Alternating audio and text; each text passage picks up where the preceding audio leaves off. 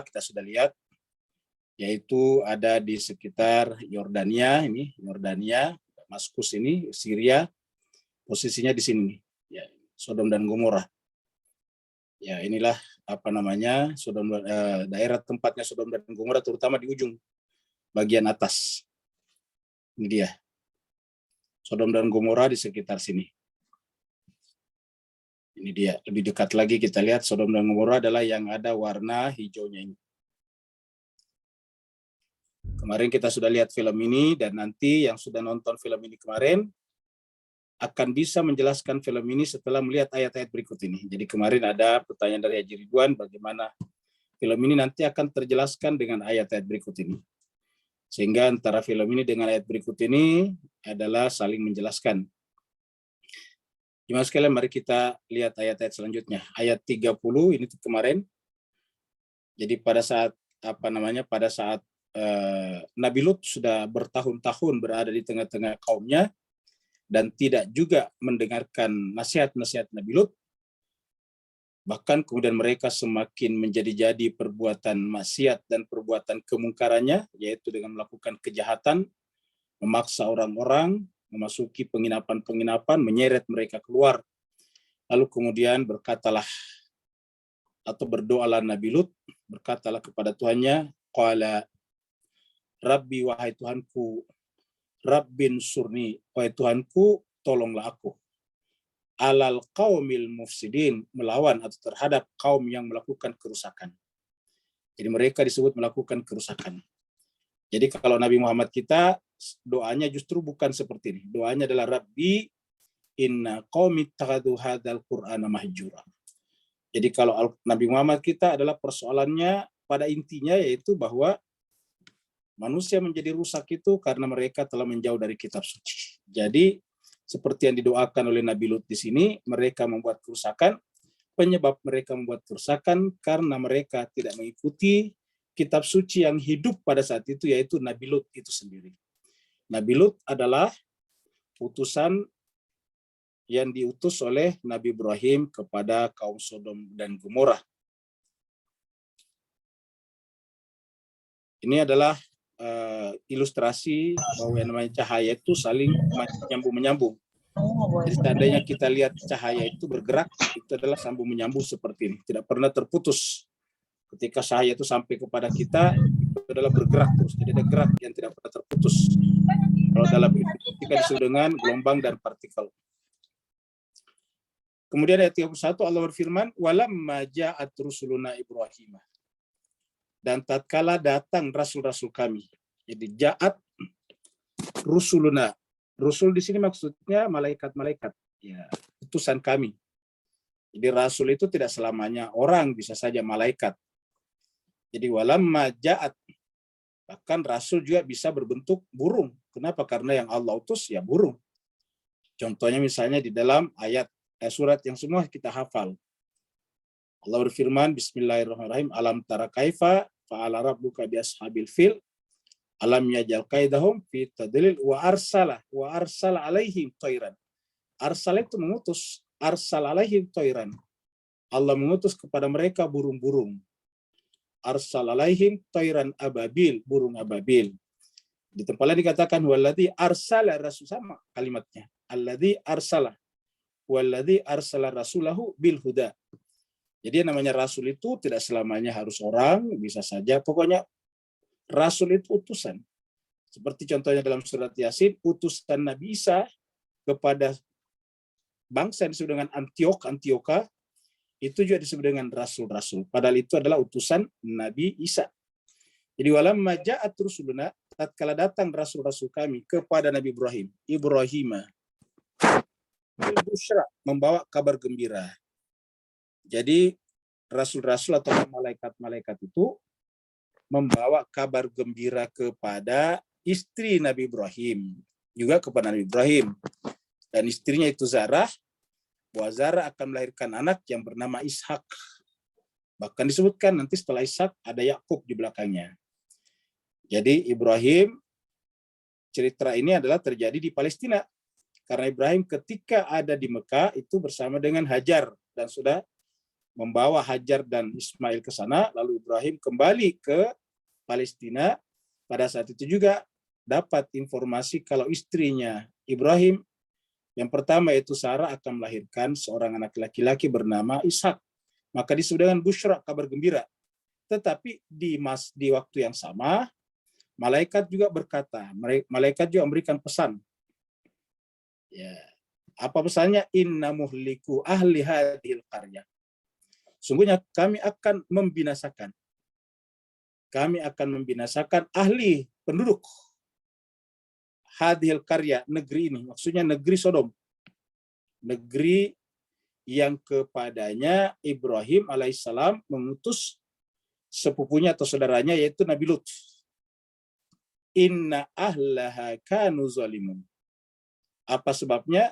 Inna ahla, karena sungguhnya ahla penduduknya kanu adalah zalimin, zalim. Jadi penduduknya dalam keadaan zalim. Jadi Bapak Ibu bisa lihat bahwa pembinasaan atau azab yang Allah berikan kepada mereka itu adalah akibat.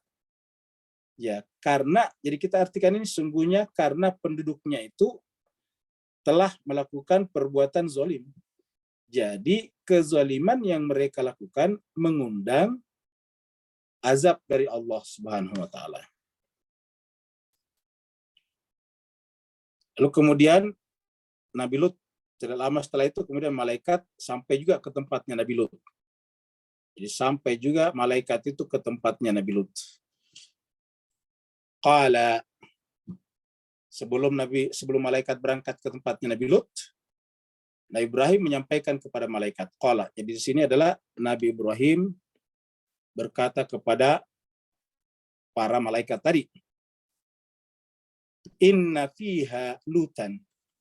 Sesungguhnya fiha di negeri itu, ini kata karya tadi, karya itu ada tak marbutannya, makanya fiha. Inna fiha, sungguhnya di negeri itu ada Nabi Lut, ada Lut di sana, kata Nabi Ibrahim. Artinya kalau kamu hancurkan, binasakan, bagaimana dengan Nabi Lut? Qalu, malaikat menjawab, ini dialog ini sebetulnya untuk kita. Bahwa yang namanya azab itu hanya ditimpakan kepada orang yang zalim, yang bersalah. Kalau semua orang kena, itu bukan azab, itu namanya bencana alam. Itu kejadian alam biasa saja. Jadi ayat ini menjelaskan kepada kita bahwa Nabi Ibrahim mengatakan di sana ada Nabi Lut. Lalu kemudian malaikat menjawab, nahnu, kami tahu, nahnu a'lam. Kami mengetahui biman fiha, siapa-siapa yang ada di sana. Jadi artinya malaikat tahu siapa saja yang ada di dalam Sodom, negeri Sodom dan Gomora itu. Artinya kata siapa saja orang-orangnya, kualitasnya, kualifikasi, ya, amalan-amalannya selama ini kami tahu. Nahnu a'lam. Kata nahnu di sini karena pengetahuan malaikat dari Allah. Ingat di dalam surat Al-Baqarah ketika malaikat mengatakan subhanaka la ilma lana, ingat subhanaka, maha suci Engkau ya Allah, la ilma lana, kami tidak punya ilmu illa kecuali ma alam tanah, kecuali ilmu yang kau ajarkan kepada kami. Jadi subhanaka la ilma lana illa ma alam tanah. Maha suci Engkau ya Allah, kami tidak punya ilmu kecuali yang kamu ajarkan. Maka kata-kata nahnu di sini adalah di dalamnya ada Allah Subhanahu wa taala yang menyampaikan ilmu itu kepada para malaikat bahwa kalau di dalam kota Sodom itu ada misalnya 1 juta penduduknya, maka setiap orang Allah tahu masing-masing kualifikasi dari jiwanya, tingkatan-tingkatannya, hierarkinya dan sebagainya. Nahnu a'lamu biman fiha lanunajjiyannahu, kami akan menyelamatkan dia. Huknya adalah Nabi Lut. Jadi huknya di sini adalah Nabi Lut. Ini Nabi Lut kembali ke sini. Ya. Lanunajjiyannahu, kami akan menyelamatkan Nabi Lut. Wahlahu, dan keluarganya. Tentu bukan penduduknya di sini, tapi keluarganya.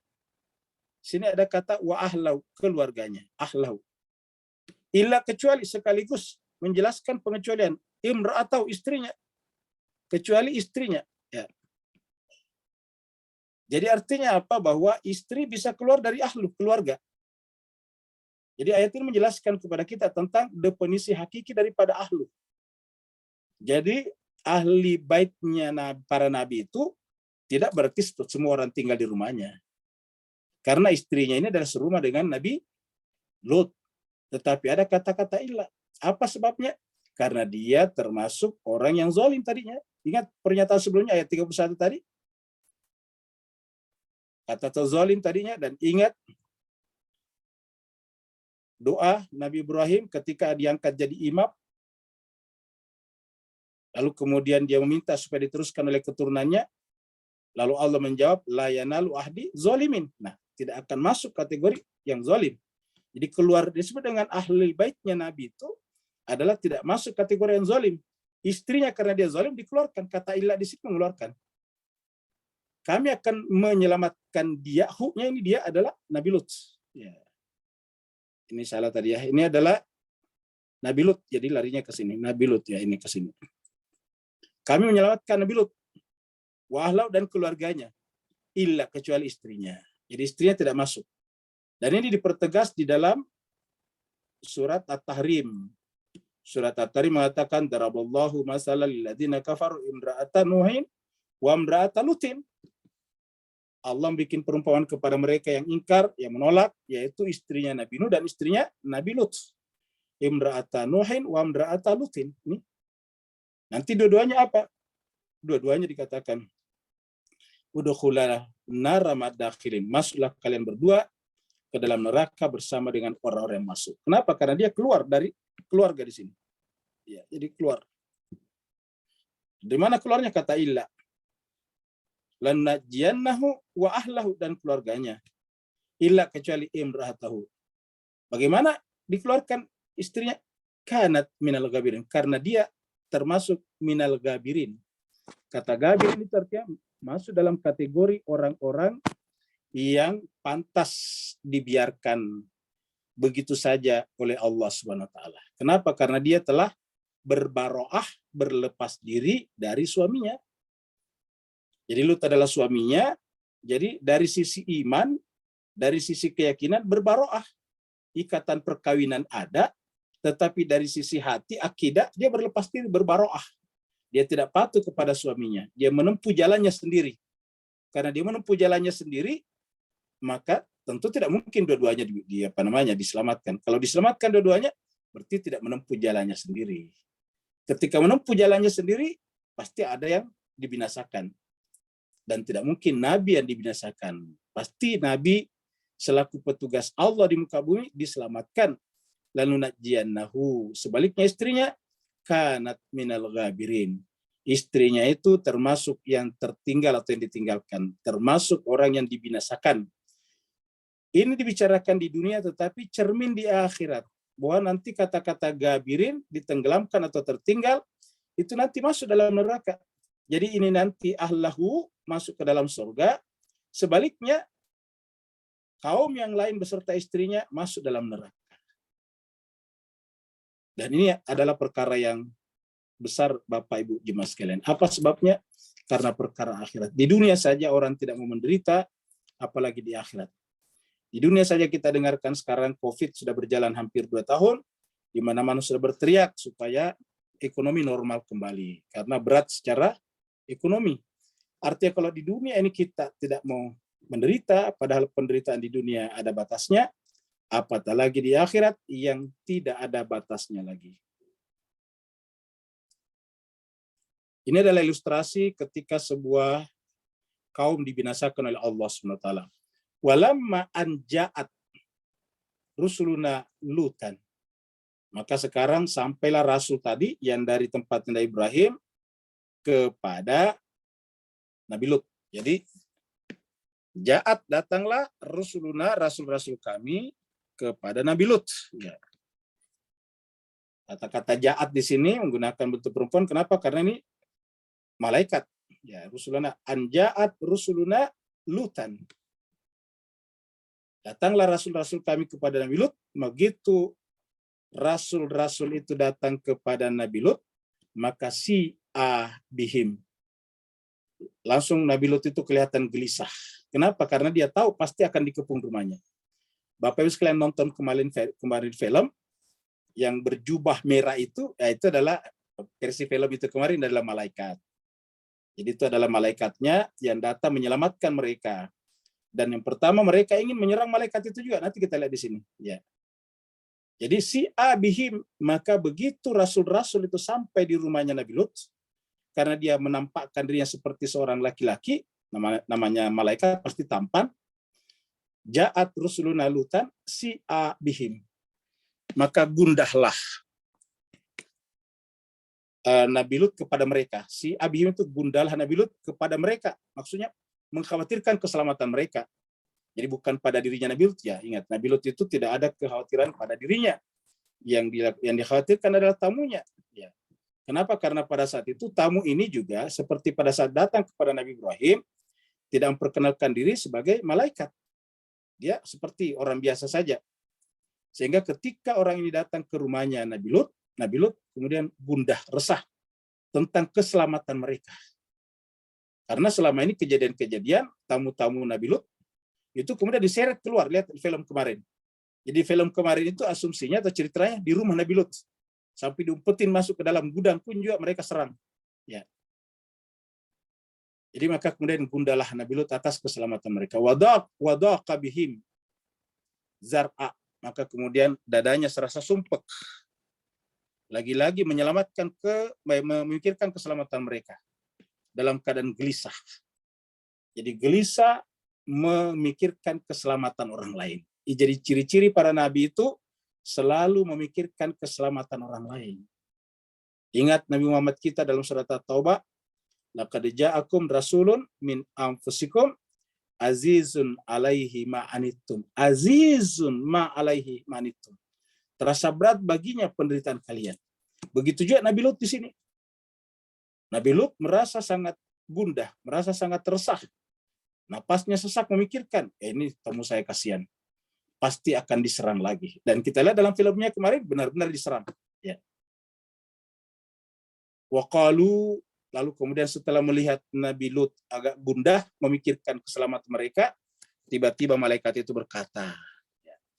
Jadi tadi malaikat itu datang, belum menjelaskan dirinya, baru datang saja sebagai tamu. Begitu dia datang, Lut langsung merasa. Menunjukkan apa? Ini sudah berkali-kali kejadian bahwa tamu-tamu Nabi Lut atau tamu-tamu siapa saja di Sodom dan Gomora pasti diserang, diseret keluar, baru mereka perkosa rame-rame. Waqalu, tiba-tiba malaikat itu semuanya berkata, La takhaf. La takhaf, janganlah kalian takut, janganlah kamu takut. La takhaf. Kepada Nabi Lut, jangan khawatir. Wala tazan, dan jangan bersedih. Jangan khawatir dan jangan bersedih. Apa sebabnya? Inna, sungguhnya kami, maksudnya kami adalah malaikat, justru datang untuk apa? Munajukah, untuk menyelamatkan kamu. Jadi kata-kata inna di sini sungguhnya kami adalah malaikat. Jadi di surat lain diceritakan kami adalah utusan Tuhan kamu. Kami justru datang diutus oleh Allah untuk apa? Untuk menyelamatkan kamu. Munaju, kakaknya adalah Nabi Lut. Wa ahlaka, dan keluargamu atau pengikutmu, illa, kecuali. Nah, muncul lagi di sini kata kecuali. Jadi dua ayat selalu ada kata illa imra'ataka. Jadi kata-kata ahlaka di sini secara harafiah adalah keluargamu, tetapi secara umum pengikutnya. Jadi pengikut Nabi yang sesungguhnya disebut juga keluarga Nabi. Salman Al-Farisi, orang Persia, namanya Al-Farisi orang Persia. Tetapi oleh Rasul dimasukkan sebagai keluarga Nabi. Sementara istrinya tadi Nabi Lut di sini, istrinya Nabi Lut dikeluarkan illam berataka. Kenapa? Karena dia telah berlepas diri. Sebaliknya Salman Al-Farisi tidak ada hubungan darah dengan Nabi, satu orang Arab, satu orang Quraisy, satu orang Persia, tetapi Nabi mengatakan bahwa Salman Al-Farisi itu adalah min ahlina, bagian daripada keluargaku, min ahli, bagian dari keluargaku. Nah, jadi kita lihat jemaah sekalian berbahagia. Jadi kalau kita berpegang teguh pada amanat Rasul, maka kita akan diaku sebagai keluarganya juga. Tapi sebaliknya, walaupun dia orang dekatnya Rasul, seperti contohnya istrinya Nabi Lut di sini, istrinya dikeluarkan. Munajuka, kami akan menyelamatkan kamu, wa ahlaka, dan keluarga kamu atau pengikut kamu, illa, kecuali imra'ataka, istrimu. Apa sebabnya? Diulangi lagi, kanat minal ghabirin. Jadi Bapak Ibu yang ikut ini 2 ayat berturut-turut selalu ada kata-kata wa ahlaka illa min illam ra'ataka kanat minal gabirin. Kalau sebelumnya wa ahlahu ya illam ra'atahu kanu minal gabirin. Kana minal gabirin. Nah, jadi jemaah sekalian, jadi kecuali istrinya termasuk yang ditinggalkan atau yang dibinasakan. Kenapa? Karena dia telah keluar, berbaro'ah namanya. Sebaliknya, walaupun dia bukan keluarga asli daripada Nabi Lut, kalau dia telah mendedikasikan jiwanya kepada Nabi Lut, maka dia aku sebagai ahla, keluarga. Begitu juga Salman Al-Farisi, walaupun dia orang Persia, tapi karena mendedikasikan dirinya, jiwanya, pengorbanannya kepada Nabi, Nabi menyebutnya sebagai ahli keluargaku. Ini adalah ilustrasi ketika kaumnya Nabi Lut ditembak, dihujani oleh Allah SWT dengan batu-batu yang membawa barah. Inna munziluna ala ahli hadil qaryah. Sesungguhnya munziluna, kami menurunkan. Munziluna, sungguhnya kami menurunkan ala kepada atau ke atas ahli penduduk hadhil qarya, negeri ini, yaitu negeri Sodom dan Gomora. Rijzan, ini adalah disebut dengan rijzan, yaitu siksaan, azab. Minas sama, dari langit. Azab dari langit. Apa sebabnya? Bukan karena Allah mau, tetapi diulangi lagi, bima kanu yafsukun. Disebabkan, jadi bima sebab, jadi sebabnya mereka ciptakan sendiri. Jadi rijz ini akibat. Jadi rijz ini adalah akibat, sedangkan sebabnya apa? Yafsukun, melakukan perbuatan fasik. Yafsukun, melakukan perbuatan fasik. Jadi ini adalah sebab, dan ini adalah yang merah, ini adalah akibat. Ya, ini adalah akibatnya. Jadi ketika kita melakukan sebab fasik, maka akan mendatangkan rijz sebagai akibatnya. Sebab akibat. Jadi ini adalah sebab, ya. Ini adalah akibat. Ya. Jadi sebab akibat. Sebab akibat. Ini adalah di antara peninggalan daripada bangsa Sodom. Ya, kalau kita lihat ini peninggalannya Pak Bus sekalian, ini kan sekarang ya, berarti sudah berlangsung kurang lebih 4.000 tahun yang lalu atau bahkan 5.000 tahun yang lalu. Karena ini kan sesama dengan Nabi Ibrahim. Nah, kita lihat ini sudah bertingkat-tingkat rumah mereka ini. Ini kan jelas ini menunjukkan ini 3 tingkat. Di bawah ada basementnya nih. Terus kemudian ini ada di atas. Jadi untuk pada saat itu kan sudah bisa mereka bikin rumah bertingkat seperti ini. Ya. Jadi artinya bahwa sudah sangat maju, dan kita lihat ini peninggalannya sudah bisa menyusun batu-batu. Ya, walaupun mungkin ini adalah perekatnya tentu bukan semen pada saat itu. Boleh jadi adalah tanah liat. Walakad tarakna minha, dan sungguh kami tinggalkan. Walakad, dan sungguh tarakna kami tinggalkan, kami sisakan minha, daripada negeri itu ayatan, tanda. Apa yang maksud dengan ayat di sini? Kalau kita lihat dari catatan terjemahan Kementerian Agama, disebut bekas-bekas runtuhan kota Sodom, negeri kaum Lut. Ada benarnya, tetapi kalau untuk itu saja, saya kira Tuhan tidak perlu menyebut ini. Kenapa? Karena bekas-bekas ini sampai sekarang ada. Lalu apa sebetulnya tanda yang paling nyata di sana? Ya, ini adalah pengertian paling yang kelihatan, yang konkret. Tetapi ada makna lain yang dikandung dalam kata ayat ini, yaitu bahwa keluarnya seorang istri dari wilayah suaminya. Dan ini suaminya tidak tanggung-tanggung, bukan sembarang suami, tapi seorang nabi. Seorang nabi, istrinya bisa keluar dari wilayah suaminya, dan karenanya tidak diaku sebagai ahli, sebagai keluarganya. Jadi inilah tanda bagi kita sebetulnya. Ini yang disebut dengan ayatan, bayinatan, yang jelas. Ini adalah ayat yang sangat jelas, sehingga Al-Quran harusnya harus digunakan sebagai kacamata untuk melihat realitas, untuk menghukumi sejarah, untuk menghukumi kejadian yang terjadi di sepanjang peristiwa-peristiwa umat manusia. Apa sebabnya? Kalau tidak, seperti kata Nabi di hadapan Allah, ya Rabbi, inna qaumi ittakhadhu hadzal Qur'ana mahjura. Sungguhnya kaumku menjadikan Al-Qur'an mahjur. Kalau yang dimaksud mahjur di situ tidak dibaca, jelas salah. Kenapa? Umat Islam sekarang rajin sekali baca Quran. Ya, sekarang banyak WA dibuat, satu hari, satu minggu, satu juz. Ya, ada namanya bahkan satu hari satu juz, one day one juz, one day one juz. Ya, bayangkan. Sekarang muncul yang namanya lembaga-lembaga tahfiz di mana-mana.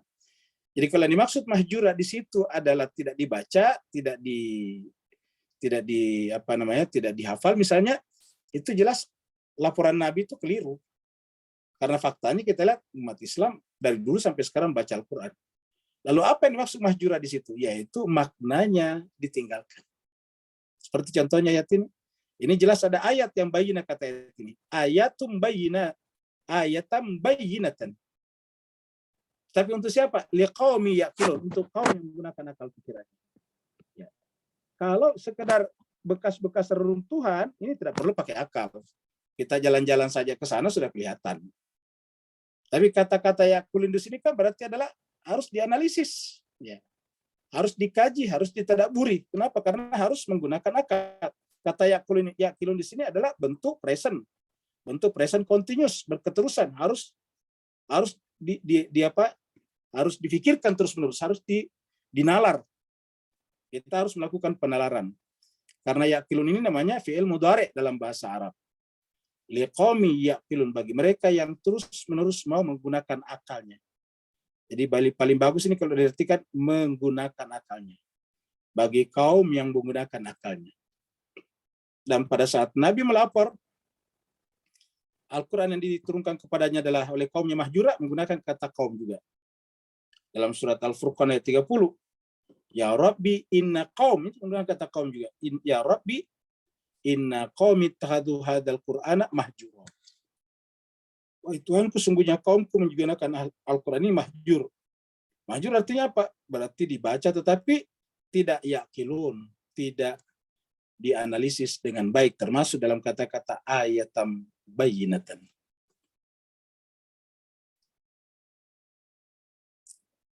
Jadi kita angkat lagi ini peta yang mirip tadi. Kenapa? Karena kita akan berbicara tentang Nabi Syuaib. Kalau Nabi Lut tadi itu adalah sezaman dengan Nabi Ibrahim. Kemudian sekarang Nabi Syuaib sezaman dengan Nabi Musa. Kita sudah ceritakan pada pertemuan sebelumnya di surat Al-Qasas bahwa Nabi Musa menikahi salah satu di antara dua putri Nabi Syuaib dengan mahar menggembala kambing selama 8 tahun. Kita sudah ceritakan. Nah, Madian itu di mana? Di sini, Madian di sini. Waktu itu Nabi Musa di sini nih, ya. Di Memphis di sini. Lalu kemudian lari, kejar. Ya. Nyebrang, kemudian di sini nyebrang. Ya, sebelah sini adalah Madian. Ketika dikejar, lari, nyebrang sini. Itu juga nanti yang dipakai ketika dikejar oleh Nabi Musa berikutnya. Nanti setelah datang di Madian, balik lagi. Ya. Balik lagi ke sini. Ya, diperkirakan lewat sini ada Gunung Tursina juga. Terus nyebrang di sini, di ujung. Ya, kemudian nyebrang pakai di ujung, lalu kemudian datang kembali ke Mesir. Ya. Waktu dia dikejar di sini, mungkin juga nyebrangnya di sini. Kenapa? Karena di sini menyeberangnya bersama dengan Nabi Khidir. Kamu gitu, Nabi Khidir. Setelah sampai di sebelah sini, berjalan sendiri masuk ke sini. Nah, jadi itu adalah cerita Nabi Musa. Nah, sekarang kita akan bicara tentang Nabi Syuaib di Madian. Ini kalau di di peta-peta berbahasa Inggris disebutnya Midian. Kalau di bahasa Al-Quran Madian, ya, Madian. Jadi Madian ini sudah termasuk wilayah Arab. Ya, kalau ini kan Mesir, ini Arab. Wa ila Madiana, dan kepada Madian, atau tadi Midian. Ya. Wa ila Madiana, dan kepada Madian Diutus juga akhahum, saudara mereka, yaitu Syuaiban, Nabi Syuaib. Faqala, lalu berkata Nabi Syuaib kepada bangsa Madian. Dia katakan, ya qaumi, wahai kaumku, ya qaumi, wahai kaumku, i'budullah. I'budullah artinya hambakanlah dirimu kepada Allah. Menghambalah kepada Allah. Allah lah majikan satu-satunya. Allah lah majikan tertinggi. Semua orang, semua kalian harus menghambakan diri kepada Allah. Kalau semua orang merasa hamba kepada Allah, yang terjadi adalah egalitarianisme namanya. Akan terjadi kesamaan. Kenapa? Karena semua orang merasa sebagai budak Allah. Setiap orang merasa budak, maka dia akan humble. Dia akan menjadi tawadu. Karena yang buat kita tersiksa itu adalah ego kita. Kalau misalnya kita merasa punya sesuatu yang harus dihormati, terus orang tidak menghormati kita, biasanya kita marah. Nah, marah sendiri adalah ketersiksaan. Marah itu adalah ibarat api. Jadi kalau kita ada ego, lalu kemudian ego itu tidak dipenuhi orang, maka ego itu menyala. Jadi oleh sebab itulah, api ego kita harus dipadamkan. Satu-satunya api ego adalah Allah. Lihat Nabi Musa ketika dipanggil datang kepada Allah di Gunung Tursina, yang dilihat apa? Api. Itulah akunya Allah. Itulah egonya Allah.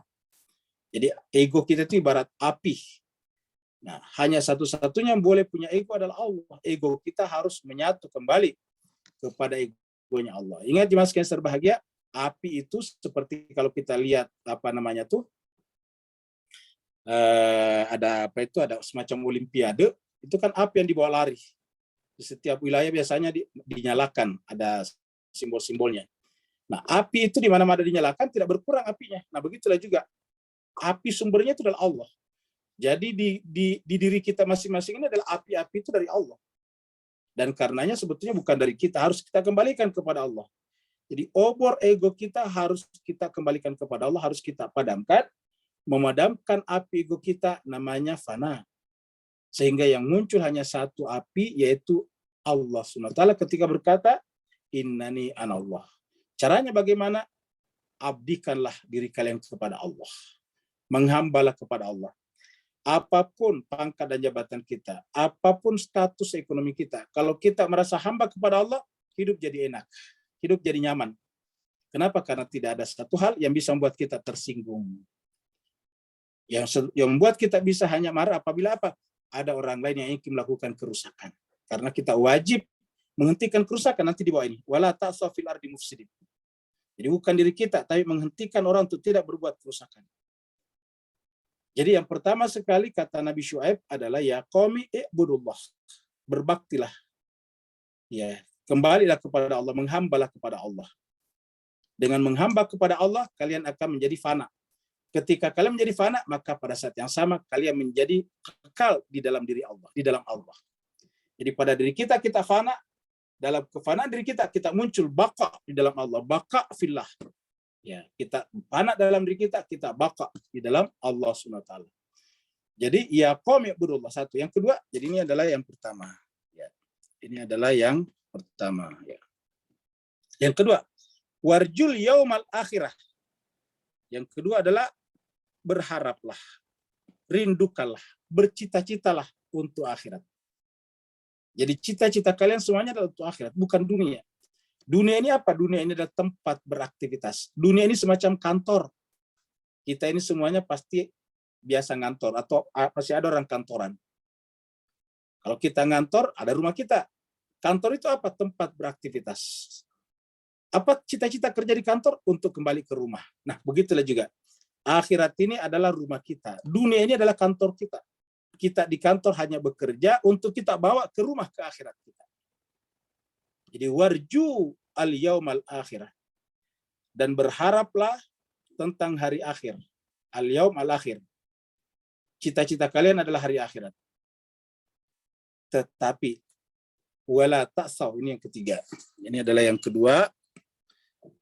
Wala ta'saw fil ardi mufsidin. Tetapi walaupun kerinduan kalian kepada akhirat membuncah, membesar, tetapi kalian tidak boleh membuat kerusakan di muka bumi.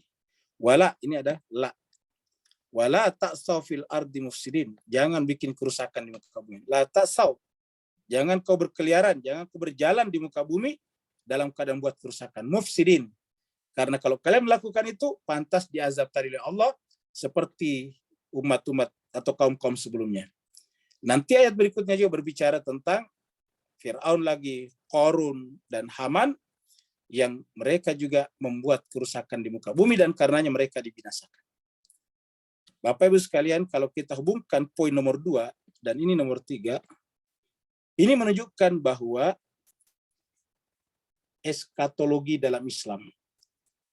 Jadi Bapak Ibu sekalian, kita terangkan namanya eskatologi itu adalah menjadikan akhirat sebagai tujuan. Eskatologi itu ilmu tentang akhirat. Jadi eskatologi namanya. Jadi ada namanya eskatologi, ya. Ada eskatologi. Eskatologi, ya. Ya, eskatologi. Jadi eskatologi itu artinya menjadikan akhirat sebagai tujuan. Nah, eskatologi dalam Islam tidak bersifat fatalistik.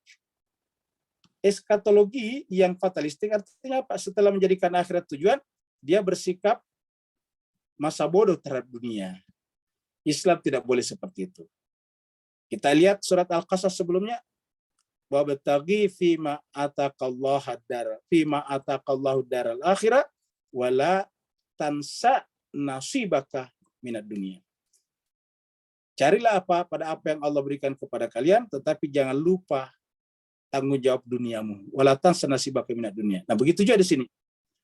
Jadi kalau akhirat sebagai cita-cita kalian, rindulah kepada hari akhirat. Dunia hanyalah kantor tempat berladang, tempat berkebun.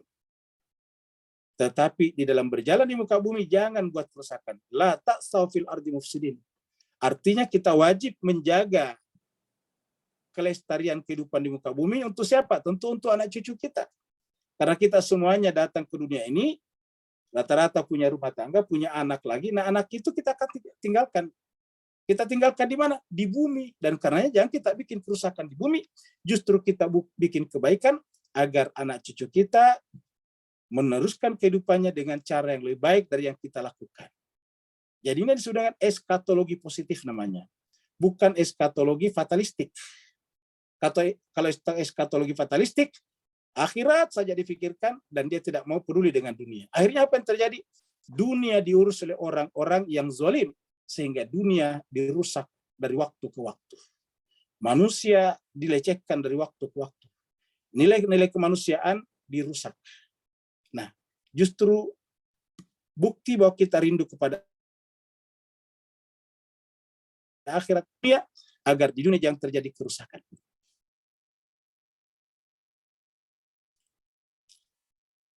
Kita lihat jemaah sekalian berbahagia, ini nanti kemudian karena tidak mendengarkan apa yang dikatakan oleh Nabi Syuaib. Kalau di surat Al-Qasas, pesannya Nabi Syuaib jelas, yaitu jangan melarang kaumnya, jangan sampai kalau meliter jangan dikurangin, kalau menimbang jangan dikurangi, masih ingat sebelumnya. Lalu lebih singkat saja diceritakan bahwa karena mereka tidak mendengarkan, ya fakadzabuhu, mereka mendustakan. Hu-nya siapa di sini? Yaitu Nabi Syuaib. Fakadzabuhu, kaumnya mendustakan Nabi Syuaib. Karena mendustakan Nabi Syuaib, mendustakan artinya berbaroah, berlepas diri, harusnya kan berwilayah. Beriman itu berwilayah. Apa yang terjadi? Fa'akhazathum ar-rajfah. Maka kemudian fa'akhazathum ar-rajfah. Lalu kemudian rajfah, guncangan, gempa. Gempa bumi dahsyat menimpa mereka. Gempa bumi dahsyat, kata-kata goncangan di sini itu gempa bumi yang sangat dahsyat menimpa mereka. Sehingga apa yang terjadi? Fasbahu, maka menjadilah mereka fi darihim, di rumah-rumah mereka masing-masing, jasimin, bergelimpangan.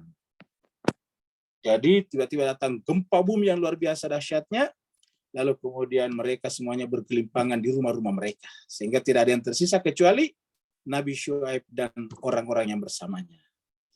Apa sebabnya? Ingat, sebabnya adalah karena mereka mendustakan, menolak. mendustakan apa yang disampaikan oleh Nabi Syuaib.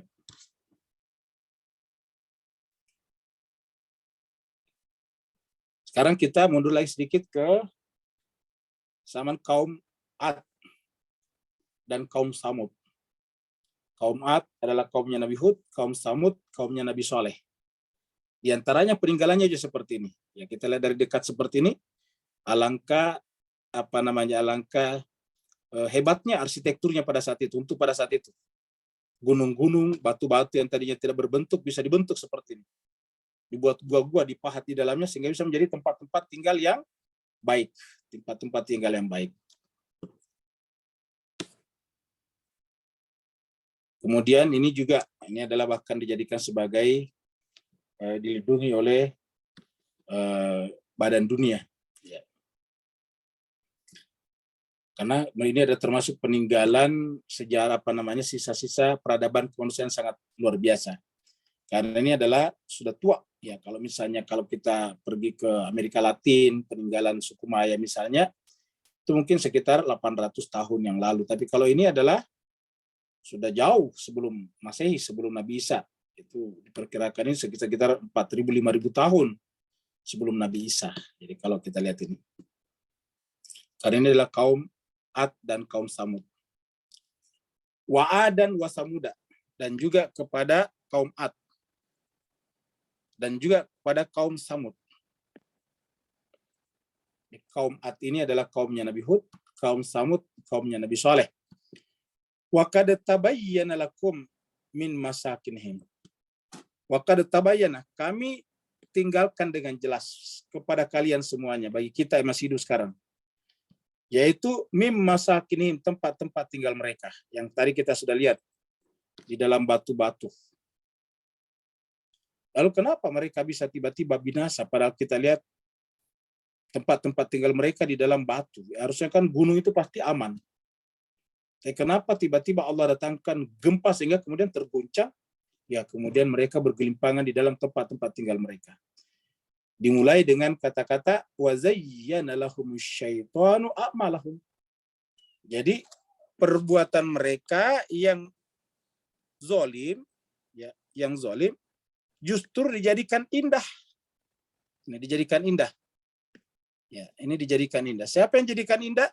Syaitan ini. Jadi syaitanlah yang membisikkan, yang memasukkan dalam jiwanya sehingga menganggap indah perbuatan mereka. Perbuatan apa di sini? Terutama ingat sebelumnya, jadikanlah akhirat sebagai cita-cita dan tujuan. Berarti perbuatan mereka di sini adalah murni duniawi. Ya. Jadi cita-cita mereka hanya dunia saja. Mereka hanya berpikir bagaimana bikin rumah-rumah tadi seperti di gunung-gunung. Ya. Wa zayyana lahumus syaitanu a'malahum, menjadikan indah semuanya itu sehingga lupa kepada yang menciptakan gunung.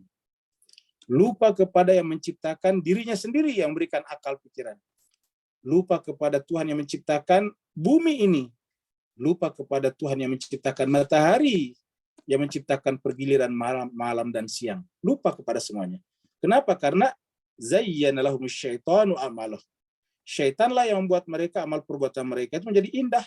Karena dia indah, lupa kalau satu ada pencipta, dua, lupa kalau mereka akan mati dan pada akhirnya kembali kepada akhirat. Sehingga perbuatan mereka ini menjadi saddahu, menjadi hijab. Sadda di sini adalah hijab, benteng. Sadda di sini adalah penghalang, tirai. Ya. Jadi sadda itu adalah saddahum, ini kata kerja saddahum, menghalangi mereka. Jadi amal-amal mereka ini karena menganggap indah dunia, menghalangi, menghijabi ya mata hati mereka melihat kepada pencipta dan melihat kepada akhirat. Kalau disebutkan anis sabil, dalam menempuh jalan kembali kepada Allah.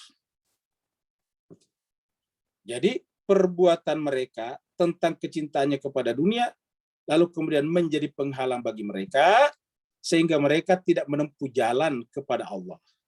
Yang namanya jalan itu kan menuju kepada suatu tujuan. Dunia ini adalah start, tujuannya adalah akhirat. Jadi dunia ini adalah garis start, sedangkan akhirat adalah finishnya. Kalau menyangkut masalah eksistensi, berangkat dari alam materi, dan kita kemudian menuju kepada Allah SWT. Jadi jalan namanya. Nah, tetapi karena mereka terhalang, dia tidak melihat jalan itu, sehingga berhenti di dunia ini. Padahal padahal mereka ini adalah siapa? Mereka adalah mustabsirin, orang-orang punya wawasan. Kata-kata mustabsirin itu artinya mempunyai ilmu pengetahuan. Mana buktinya? Tadi peradabannya. Mereka memahat gunung-gunung batu. Jadi kata-kata mustabsir ini berwawasan. Kalau kita artikan sekarang, orang berilmu. Orang berilmu itu, kalau bahasa Melayu, orangnya, kan berilmu itu kan kata kerja, berilmu, memiliki ilmu. Orangnya adalah disebut dengan ilmuwan. Ya, kata dasarnya ilmu. Bahasa Melayu, ilmu. Karena di bahasa Melayu ini ilmu sudah menjadi bahasa sehari-hari kita, ilmu. Orang yang berilmu namanya ilmuwan. Kalau bahasa Arab, kata ilmu, pelakunya namanya alim. Bentuk jamannya ulama. Jadi artinya apa? Mereka ini adalah alim wal ulama, alim ulama mereka. Mereka berwawasan. Tetapi kenapa? Mereka terhijab. Apa yang menghijabinya? Perbuatan mereka sendiri. Jadi Bapak Ibu Jemaat sekalian, marilah kita menjadikan ayat ini sebagai refleksi, sebagai berkaca pada diri kita. Jangan sampai kita juga masuk kategori beramal, tetapi amal perbuatan kita justru menjadi penghalang, menjadi tirai, menjadi hijab untuk melihat jalan itu ke depan. Padahal kita adalah orang yang hidup di abad modern. Rata-rata kita adalah orang sekolahan. Jarang di antara kita yang sekolahnya tidak tamat SD, sekolah dasar. Rata-rata kita adalah pernah minimal SMA atau mungkin bahkan pernah di perguruan tinggi. Jadi fasaddahum anis sabil wa kanu mustabsirin, padahal mereka adalah orang berwawasan.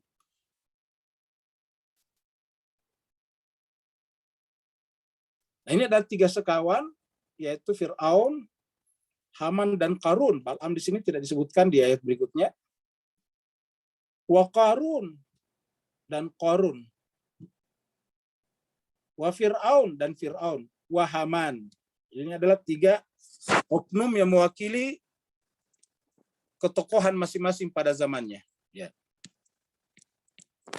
Qarun ini adalah orang kayanya, konglomeratnya. Fir'aun ini adalah penguasanya, jadi ini adalah terdepan dalam bidang ekonomi, ini adalah terdepan dalam bidang politik, penguasa. Haman terdepan dalam bidang ilmu pengetahuan. Ya. Haman ini adalah arsiteknya. Haman ini adalah ilmuannya. Jadi sudah lengkap di sini. Jadi jemaat sekalian berbahagia, apabila ilmuwan itu tidak menjadi cahaya, tidak menjadi penerang, maka justru dia akan menjadi bagian daripada kegelapan. Ya, tadi mustabsirin. Harusnya kan kehadiran Haman memperbaiki jalannya Fir'aun dan Qarun. Tetapi Haman justru berkonspirasi dengan Fir'aun dan Qarun melakukan perbuatan buruk di muka bumi, mufsidin tadi di muka bumi. Di sini disebutkan dengan fastakbaru, istikbar, menyombongkan diri. Jadi kesombongan itu bisa muncul dari harta benda, Qarun. Kesombongan itu bisa muncul dari kekuasaan, Fir'aun. Bahkan kesombongan bisa muncul dari ilmu, Haman. Dan ini semuanya bisa menjadi hijab. Jadi harta bisa menjadi hijab, kekuasaan bisa menjadi hijab, dan bahkan ilmu pengetahuan ingat juga bisa menjadi hijab. Jadi ada 3 di sini. Ya, hartawan, ini adalah bangsawan, ini adalah ilmuwan. Jadi 3 di sini. Walaqad ja'ahum Musa. Musa datang kepada mereka untuk membenarkan jalan mereka. Musa datang kepada mereka bil bayinat, dengan keterangan-keterangan yang jelas, dengan argumen-argumen yang rasional, dengan pendapat-pendapat yang logis. Tetapi bagaimana ketiga oknum ini tentu dengan pengikutnya? Ini pasti punya masanya. Ini juga punya masanya. Ini juga punya masanya. Masanya Qarun adalah penggerak ekonomi. Masanya Fir'aun adalah penggerak kekuasaan politik. Masanya Haman adalah penggerak ilmu pengetahuan yang melahirkan peradaban tadi.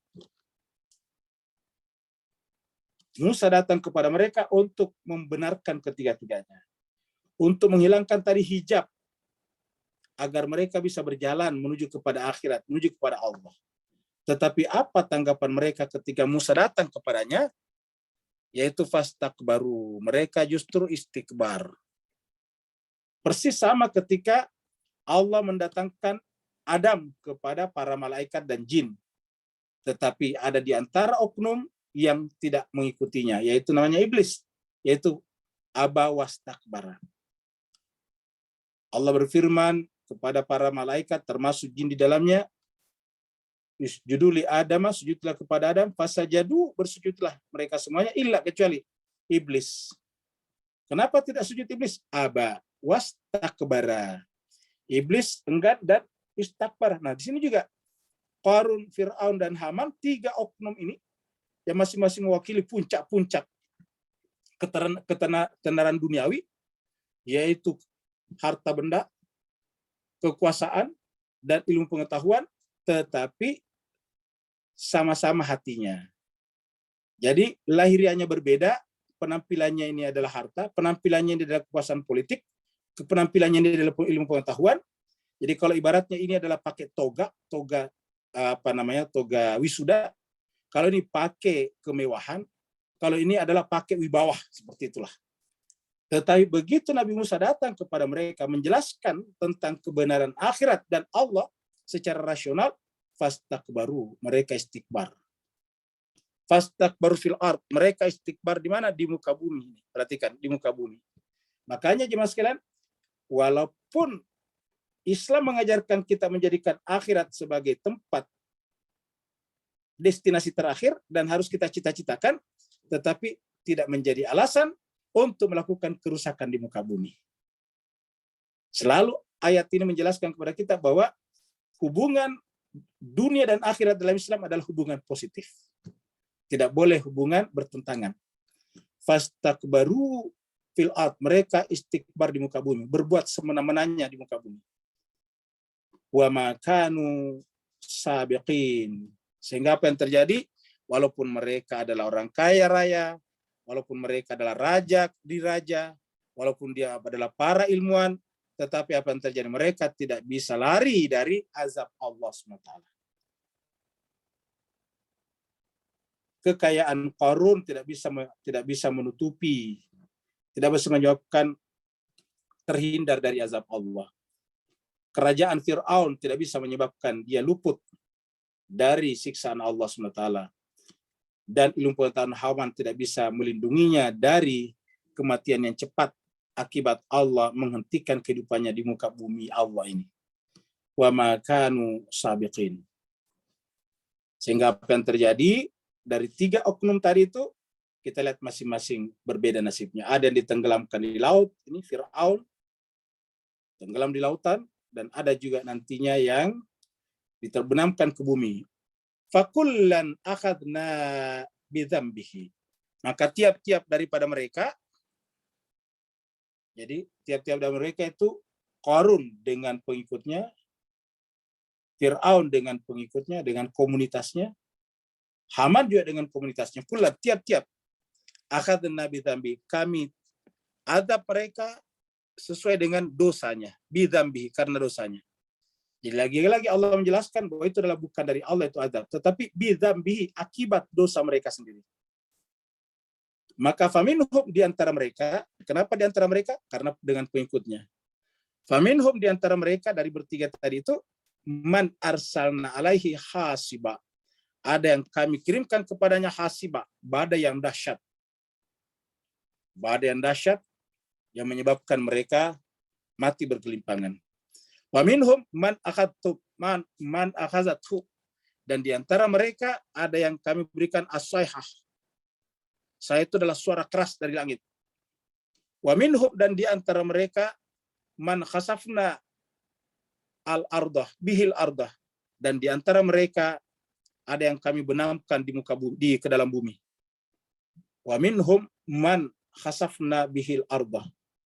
Wa minhum, dan di antara mereka man agrakna, ada yang kami tenggelamkan ke dalam bumi. Kita tahu yang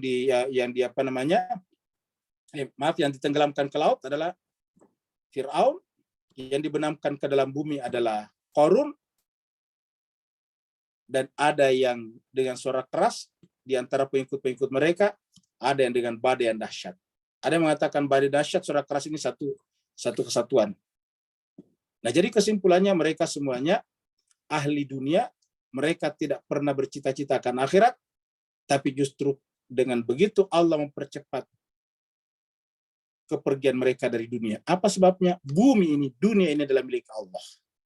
Maka mereka yang mencintai dunia justru Allah fasilitasi mereka dengan perbuatannya untuk meninggalkan bumi ini secepatnya. Wa ma kana Allahu liyazlimahum. Allah tidak menzalimi mereka. Maka bukanlah Allah yang menzalimi mereka.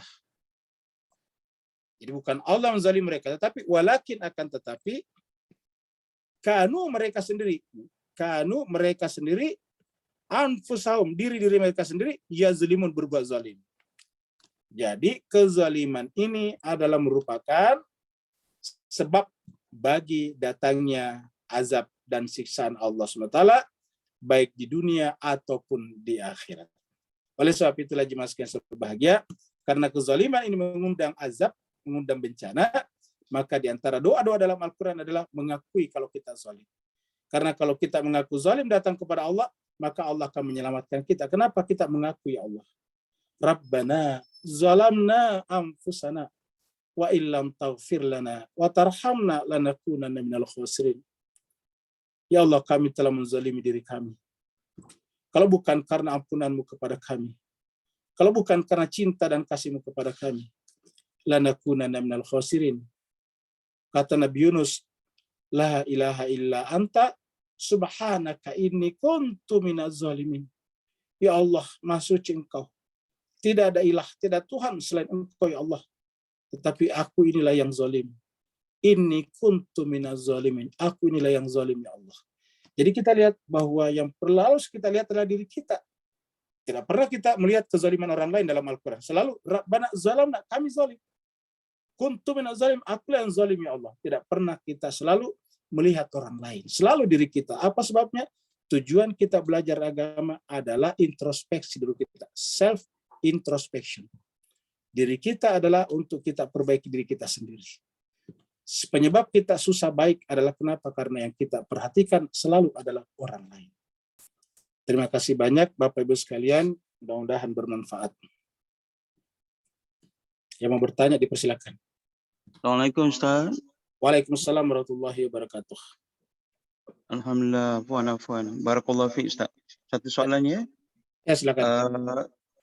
Dalam konteks materi dan juga rohani manusia sekaligus, bolehkah beri pencerahan atau perbetulkan saya bahawa semua peringatan-peringatan dalam ayat-ayat tentang umat terdahulu dan selanjutnya membuktikan bahawa kita sendiri adalah atau amalan-amalan kita sendiri adalah tajalli apa yang kelak akan menentukan siapa kita, apa kita, di mana kita.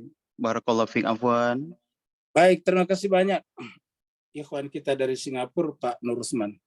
Jadi jemaah sekalian berbahagia, benar tadi. Jadi kenapa kok Al-Quran berkali-kali menyebutkan umat-umat terdahulu? Dan kesimpulannya selalu sama.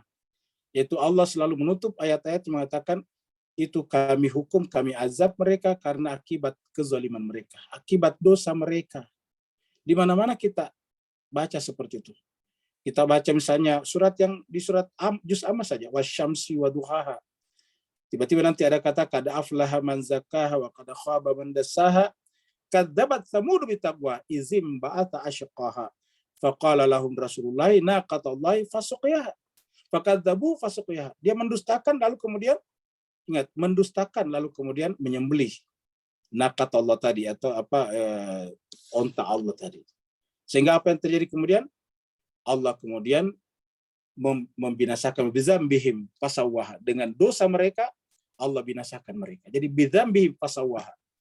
Lalu kemudian Allah membinasakan mereka dengan akibat dosa-dosa mereka sendiri.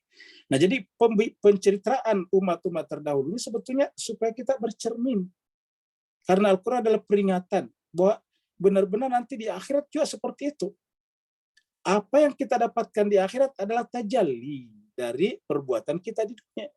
Jadi akhirat kita itu adalah tajalli dari perbuatan kita di dunia. kalau perbuatan kita di dunia adalah baik, tajallinya nanti adalah bentuk surga ataukah kebahagiaan abadi. Sebaliknya kalau perbuatan kita di dunia adalah buruk, zalim tadi, tajallinya nanti, manifestasinya nanti di akhirat adalah penderitaan abadi, yaitu neraka, nar. Terima kasih atas masukan Pak Nur Usman. Yang lain lagi? Ada pertanyaan berikutnya? Ya, ada Ustadz, tunggu saya share screen. Ya, silakan. Ya, silakan Ustadz. Ya.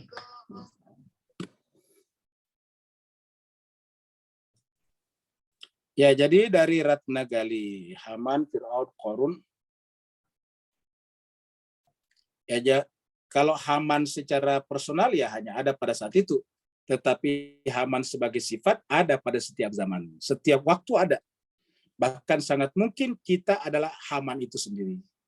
Kita adalah Fir'aun. Lagi-lagi saya katakan tadi, jangan sampai kita melihat orang lain. Begitu kita sebut Haman, oh si A Haman. Kita menyebut Fir'aun, oh si A Fir'aun. Ini keliru. Ini kita cari terutama diri kita sendiri. Karena pembicaraan kata Haman, Qarun, dan Fir'aun, itu sebetulnya adalah sifat. Ya, yang bicarakan sebetulnya sifatnya. Memang ada personnya, tapi personnya menjadi Fir'aun karena sifatnya seperti itu.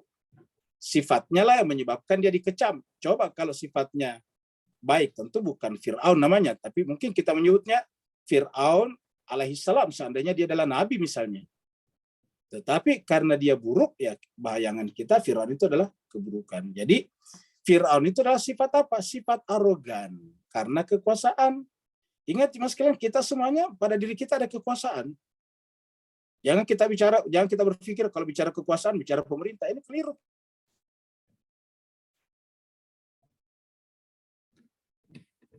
Kekuasaan di mana? Terhadap istri kita kalau kita suami, terhadap anak kita kalau kita seorang tua, terhadap pembantu kita, asisten rumah tangga kita kalau kita majikan. Coba, semua kita punya kekuasaan. Dan boleh jadi terhadap yang kita kuasai, kita adalah Fir'aun. Ya. Kita menggunakan sifat-sifat Fir'aun kepada asisten rumah tangga kita. Kita menggunakan sifat-sifat Fir'aun kepada sopir kita. Kita menggunakan sifat-sifat Fir'aun kepada sahabat kita yang lebih rendah daripada kita. Jadi oleh sebab itulah boleh jadi. Begitu juga dengan Qarun. Kita boleh, ini adalah Qarun. Ya. Kita boleh jadi adalah Haman. Haman tadi siapa? Orang berilmu. Tetapi pengetahuannya itu menyebabkannya istikbar, merendahkan orang lain. Ya. Menganggap selain dirinya adalah pasti salah, pasti bodoh. Itu adalah ciri-ciri Haman. Jadi lagi-lagi Haman itu boleh jadi adalah diri kita sendiri. Jadi boleh jadi pada diri kita masih ada kadar Haman pada kadar tertentu. Dalam diri kita masih ada kadar Fir'aun pada kadar tertentu. Pada diri kita masih ada kadar Qarun pada derajat ataukah kadar tertentu. Oleh sebab itulah setiap saat ada, bukan di sana, bukan di mana, tapi boleh jadi dalam diri-diri kita masing-masing. Kemudian berikutnya Pak Burhan. Saya Ustaz. Oh ya, silakan dulu Pak Ustaz. Saya boleh ya Ustaz? Ya silakan. Terima kasih Ustaz. Mohon izin Ustaz kembali ke ayat 38 tadi kalau nggak salah ya. Ada yang bahas diksi wazayyana lahum syaitan ya. Lahum ya. Apa? Wazan dalam syaitan a'malahum. A'malahum ya. Dalam beberapa ayat kata zana ya, zayyana ini kan perhiasan ya Ustaz kalau secara harfiah ya Ustaz. Ya. Kita pahami ya. Saya cuma ingin mohon pencerahannya dan pendalamannya Ustaz. Seperti ini jawaban terhadap ayat-ayat yang lain gitu loh. Wazayyana lahum syaitan. Bahwa sungguhnya memberikan yang membutakan, yang memberi apa istilahnya, syaitan inilah menjadi faktor utama gitu loh. Ya, mohon menjadi faktor utama sehingga kita silau gitu loh. Sila terhadap kehidupan dunia ini gitu. Ini jawaban. Ya. Mohon izin Ustaz pencerahannya. Assalamualaikum warahmatullahi wabarakatuh. Waalaikumsalam warahmatullahi wabarakatuh. Jawabannya benar, yaitu ini adalah jawaban. Jadi masalah. Jadi kalau kita tanya apa masalahnya sehingga manusia itu terhijab, ini saddahum. Terhijab manusia itu, terhalangi manusia itu dari menempuh jalan suluk kepada Allah. Jawabannya adalah karena tadi menganggap indah perbuatan mereka dalam kehidupan dunia ini. Siapa syaitan? Siapa itu syaitan? Syaitan itu boleh jadi adalah diri kita sendiri juga. Kenapa? Syaitan artinya apa? Bisikan-bisikan buruk. Jadi ketika ada bisikan buruk dalam diri kita, Misalnya untuk mendapatkan sesuatu kita mengalahkan orang lain, nah berarti itu bisikan setan. Kan sering kita tuh untuk mendapatkan sesuatu kita harus mengalahkan orang lain. Kita harus menjatuhkan orang lain. Nah itu adalah bisikan setan. Jadi kalau kita ingin mendapatkan sesuatu dengan cara menjatuhkan orang lain, dengan merampas dalam tanda petik dari orang lain, itu adalah perbuatan setan. Gitu. Pertanyaan, apakah kalau begitu olahragawan berkompetisi setan? Bukan. Karena itu memang ada akad. Sudah itu akadnya memang untuk berkompetisi seperti itu. Itu bukan setan. Setan itu adalah diam-diam kita miliki. Kita menyingkirkan orang yang kita anggap penghalang dalam karir kita. Ya. Oleh sebab itulah, jadi setan itu adalah bisikan-bisikan buruk. Ya. Bisikan-bisikan buruk ini berbeda-beda pada setiap orang. Kita lihat sering di kampung, kita dengarkan ada orang tiba-tiba membunuh tetangganya. Kita baca berita, kenapa? Dia menuduh tetangganya sebagai tukang santet karena anak istrinya sakit, dan ada yang mengatakan itu tetangga tukang santet. Nah kan begitu-begitu tuh. Jadi namanya adalah setan itu adalah bisikan-bisikan untuk melakukan perbuatan buruk. Bapak Ibu sekalian, kita pertegas kembali, begitu muncul dalam diri kita bisikan-bisikan buruk terhadap orang lain atau untuk mencelakai orang lain, maka itu adalah yakin itu adalah setan. Awalnya kecil, tapi lama-kelamaan menjadi besar. Kata para psikolog, bahwa orang yang pernah berniat untuk berniat, lama-kelamaan mungkin 1 tahun kemudian dia akan bunuh diri. Karena begitu dia berniat berpikir untuk bunuh diri, lalu kemudian itu akan membesar. Kalau tidak secepatnya menemukan jalan yang benar, maka suatu saat akan bunuh diri. Kata para psikolog, tidak ada orang yang bunuh diri dengan serta-merta. Orang bunuh diri itu berproses lama, bisa 2 tahun, bisa 3 tahun sebelumnya.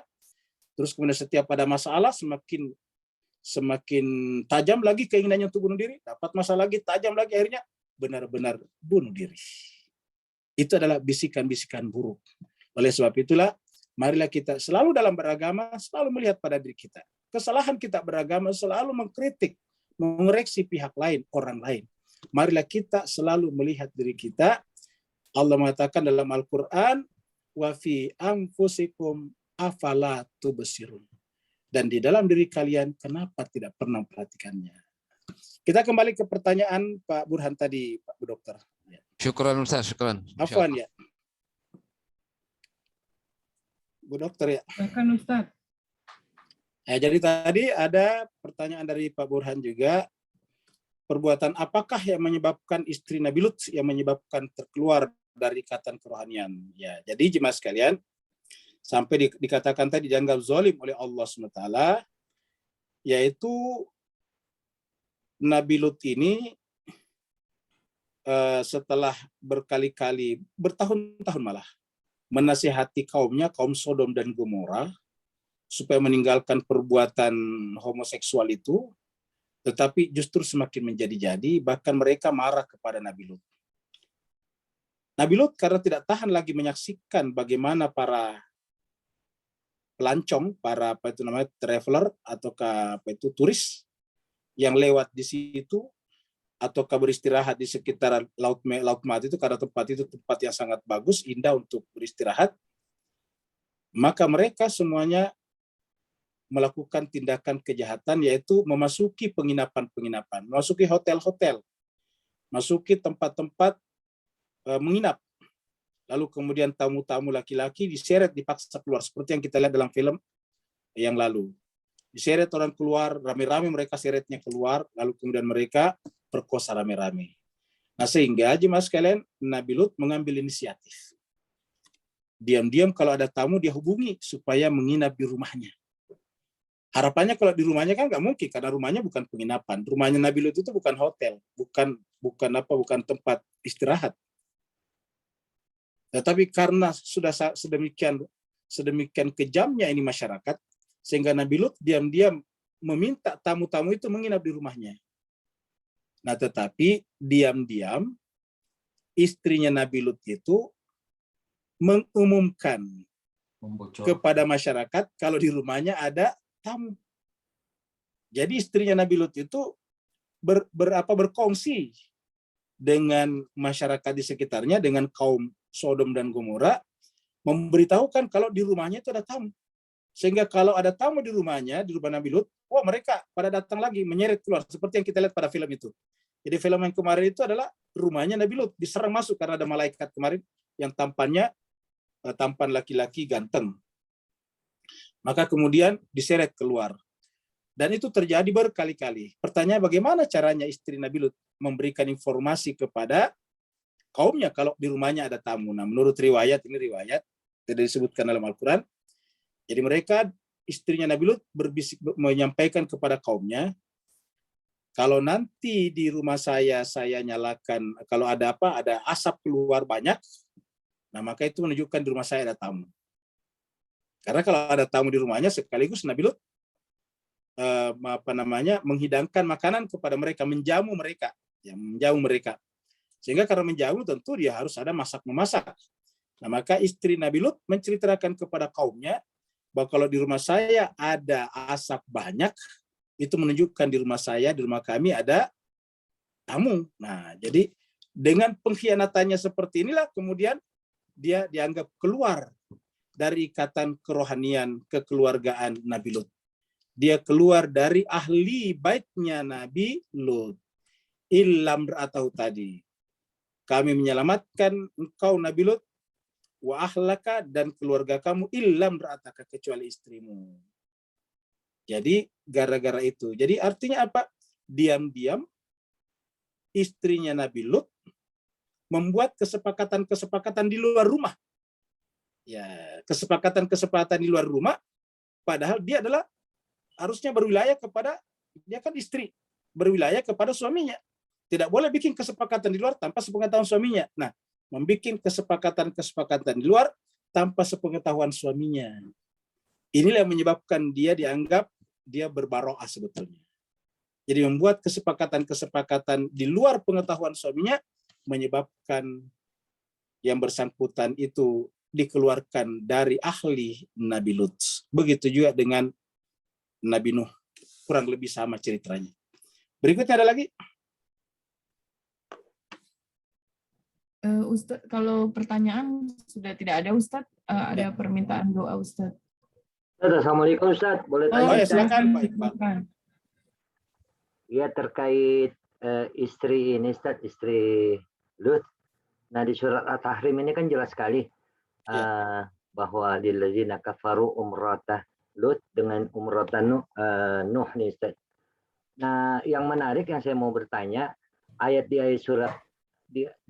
surah At-Tahrim ini Ustadz, ayat 10, kalau boleh dibuka, di sini ada kata-kata kanata tahta abdaini min ibadina solihaini. Nah, artinya nggak ada jaminan Ustaz, memang jelas-jelas di bawah pengawasan hamba yang soleh, udah jelas pakai kata abdi. Gimana Ustaz? Apa? Iya, silakan Ustaz. Maaf. Terima kasih. Ya baik, jadi cuma sekedar bahagia, jadi ini benar-benar berada di bawah pengawasan suami yang soleh itu bukan jaminan. Apa sebabnya? Kita sudah terangkan bahwa yang namanya manusia ini bukan robot. Manusia ini punya kebebasan untuk memilih. Salah satu ciri manusia dibanding dengan hewan-hewan dan malaikat adalah manusia punya free will, punya keinginan bebas. Karena punya keinginan bebas diberikan juga choice yang banyak, free choice. Jadi mereka choice-nya juga banyak dan bebas memilih berdasarkan keinginan bebasnya tadi. Nah, maka walaupun dia istri Nabi, tetapi kalau motifnya menjadi istri memang bukan untuk menjadi solehah, ya tetap saja tidak akan terbimbing menjadi solehah. Kenapa? Karena mungkin motifnya dia menjadi istri hanya untuk mendapatkan kenyamanan, perlindungan material, dan sebagainya. Oleh sebab itulah tidak ada niatan, tidak ada keinginan untuk memperbaiki dirinya. Seperti kata Nabi, innamal a'malu binniyat wa innama likulli imri'in ma nawa. Setiap perbuatan itu tergantung niatnya. Nah, maka disebutkanlah sini daraballahu. Allah membuat perumpamaan, masalah perumpamaan. Lilladzina kafaru, buat orang-orang kafaru. Kata kafaru di sini bukan person, tapi umum, siapa saja. Artinya siapa saja yang seperti ini, hakikatnya adalah kafaru. Siapa yang dibikinkan perumpamaan? Imra'ata Nuhin, istrinya Nuh. Wa imra'ata Lutin, dan istri Nabi Lut. Kanata ini ke atas menunjukkan dua, kanata ini mat, kanata menunjukkan dua. Keduanya, kedua istri itu tahta berada di bawah. Abdaini, dua hamba kami. Min ibadina. Abda ini di bawah pengawasan. Min ibadina, di antara hamba-hamba kami. Abda ini itu adalah dua hamba di antara hamba-hamba kami, as-salihan yang soleh. Tetapi apa yang terjadi? Fakhanatahuma. Kedua sang istri ini sama-sama mengkhianati suaminya. Tadi kita lihat apa pengkhianatan istri Nabi Lut, yaitu suaminya menginginkan menyelamatkan tamu, istrinya justru datang menyampaikan kepada orang-orang bahwa di rumahnya ada tamu, sehingga para tamu ini kasihan dipaksa keluar, kemudian mereka diperkosa rame-rame. Jadi itulah pengkhianatan. Bagaimana istrinya Nabi Nuh? Istri Nabi Nuh adalah Nabi Nuh berdakwah kemana-mana, tapi dia juga keluar kemana-mana tanpa sepengetahuan suaminya. Dia mengatakan kepada orang-orang, jangan dengarkan suami saya. Suami saya tahu persis. Suami saya itu tidak normal. Ya. Jadi bayangkan, istri berkata kepada orang-orang, jangan dengarkan itu suami saya. Menurut riwayatnya, setiap suaminya mendatangi suatu kaum, itu suaminya itu siang dan malam berdakwah. Kalau kita baca surat Nuh, Laila wa nahara, kata Nabi Nuh. Ya, da'autu qaumi laila wa nahar. Saya mengajak kaumku siang dan malam. Tetapi setiap Nabi Nuh datang kepada satu kaum, sepulang dari sana istrinya datang kepada kaum itu, tempat itu. Wahai saudara-saudara sekalian, apakah benar tadi sini datang seorang yang mengaku sebagai nabi? Oh, datang, kata dia. Tahukah kalian siapa orang itu? Oh, tidak. Itu adalah Nabi Nuh, itu suami saya. Jangan dengarkan, itu suami saya, enggak benar, itu agak miring agak miring cara berpikir yang coba gitu. Jadi artinya apa? Lagi-lagi istri keluar berbicara kemana-mana di luar pengetahuan suaminya. Inilah sebetulnya perkara yang sangat menyebabkan mereka yang menyebabkan mereka disebut dengan khanata. Ya, ini disebut dengan khanatahuma. Kedua istri itu mengkhianati suaminya. Falam yugniya anhuma minallahi syai'. Maka apa yang terjadi? Suami mereka yang merupakan sumber syafaat tidak akan bisa melindungi keduanya dari sisa Allah SWT sesedikit apapun. Walaupun dia istri Nabi, qila, dikatakan kepadanya, udkhula, masuklah kalian berdua annar, ke dalam neraka, ma'a, bersama ad-dakhilin, orang-orang masuk. Ya, jadi jemaah sekalian, walaupun dia adalah istri Nabi, dikeluarkan dari situ. Kenapa? Karena selalu mengkhianati suaminya. Selalu pergi tanpa sepengetahuan suaminya. Ada lagi? Kalau tidak ada, saya kira kita akhiri sampai di sini. Terima kasih banyak Bapak Ibu sekalian. Doa Ustaz, doa. Oh ya, tadi dari Bu Mita ya. Bu Mita, Bu Ira Roste, sama mendoakan Pak Saban. Oh ya, betul. Kita doakan juga Pak Saban tadi ya. Jadi pertama dari Bu Mita, kakak iparnya Bu Gince. Bu Gince rajin hadir ya. Sedang sakit, yaitu Pak Beni Tabrani bin Tamim Afandi. Semoga diberikan. Yap. Ada di sini Ustaz. Baik Ustaz, makasih Ustaz. Ya. Terus yang kedua adalah juga mertuanya Bu Ira sedang sakit, namanya Ibu Haji Asia. Dan terutama sekali Pak Saban tadi, semoga Allah SWT angkat penyakitnya. Virus yang ada di tubuhnya dinyatakan positif, tidak menciptakan kerusakan di dalam dirinya. Karena cita-cita kita sebagai orang beriman adalah tidak membuat kerusakan. Semoga Allah menjadikan makhluk-makhluk juga bukan bagian daripada kerusakan dalam tubuh kita. Ala hadiniya walikum salihah bihaq Muhammadin wa ali Muhammad, khususan untuk Bapak Saban Sulong. Semoga diberikan kesembuhan dengan kesembuhan yang sempurna. Juga Bapak Beni Tabrani bin Tamim Afandi, juga semoga diberikan kesembuhan dan diangkat penyakitnya. Juga Ibu Haja Asyah, semoga juga diberikan kesembuhan. Alaihimul Fatihah ma'as salawat. Allahumma salli ala Muhammad wa ali Allahumma salli ala Muhammad wa ali Muhammad. Allahumma salli ala Muhammad wa ali Muhammad wa ali Muhammad. A'udzubillahi minasyaitonir rajim. Bismillahirrahmanirrahim. Alhamdulillahirabbil alamin. Ar-Rahmanir Rahim, Maliki yaumiddin. Iyyaka na'budu wa iyyaka nasta'in. mustaqim as-siratal ladzina an'amta 'alaihim ghairil maghdubi 'alaihim. Alhamdulillahirabbil alamin hamdan syakirin dan na'imin hamdan yuafi ni'amahu wa yukafi mazida. Ya Rabbana lakal hamdu kama yanbaghi li jalali wajhikal karim wa azimi sultanik. Allahumma salli ala Muhammadin wa ala ali Muhammad. Allahumma rabbana zalamna anfusana wa illam taghfir lana wa tarhamna lanakunanna minal khasirin. Allahumma ya Allah Tuhan kami banyak menzalimi diri kami ya Allah. Kami begitu jauh darimu ya Allah. Kami tidak pernah mengkoreksi hati dan pikiran kami ya Allah. Ya Allah Tuhan kami, kalau bukan karena ampunan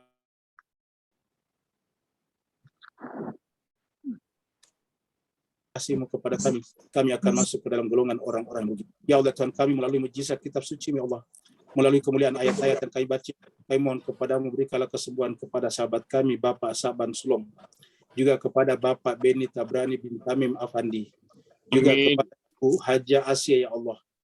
Allahumma anta syafi la syifa illa min syifaik.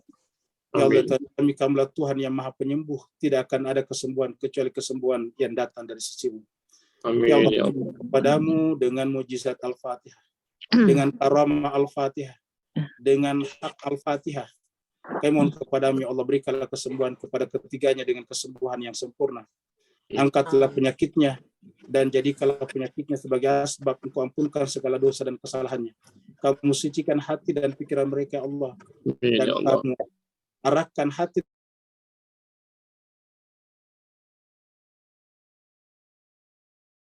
dan kembalikanlah kesehatannya seperti sedia kala, bergabung bersama dengan keluarga dan anak-anak mereka ya Allah ya Tuhan kami.